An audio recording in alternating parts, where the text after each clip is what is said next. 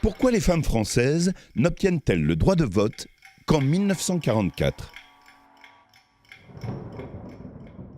En Europe, au lendemain de la Première Guerre mondiale, les femmes ont le droit de voter dans tous les pays. Dans tous les pays ? Non. Si l'Allemagne ou l'Angleterre le leur ont donné pour saluer leur participation à l'effort de guerre, la France ou l'Italie ne l'ont pas fait. Pourtant, depuis près d'un siècle, tous les hommes français majeurs ont le droit de vote. On parle de suffrage universel. Beaucoup de femmes comme Hubertine Auclair luttent contre cette inégalité. Elles reçoivent le soutien de quelques partis politiques, mais leurs revendications ne sont pas satisfaites.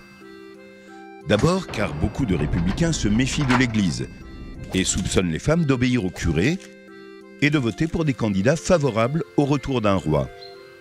Ensuite car un grand nombre d'hommes défendent une vision traditionnelle de la société.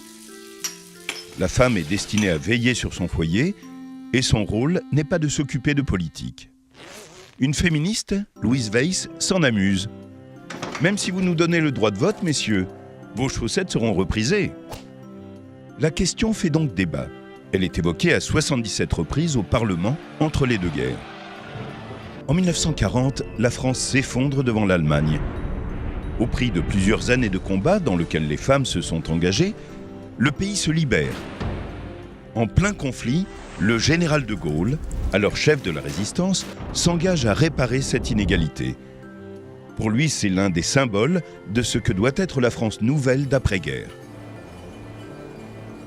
Soutenu par la majorité des résistants, de Gaulle signe le 21 avril 1944 un texte de loi qui donne le droit de vote à toutes les femmes françaises de plus de 21 ans.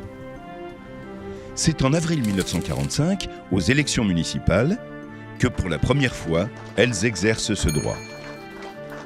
Pourtant, le chemin vers l'égalité en politique est encore long. Les femmes restent très minoritaires parmi les élus de la République.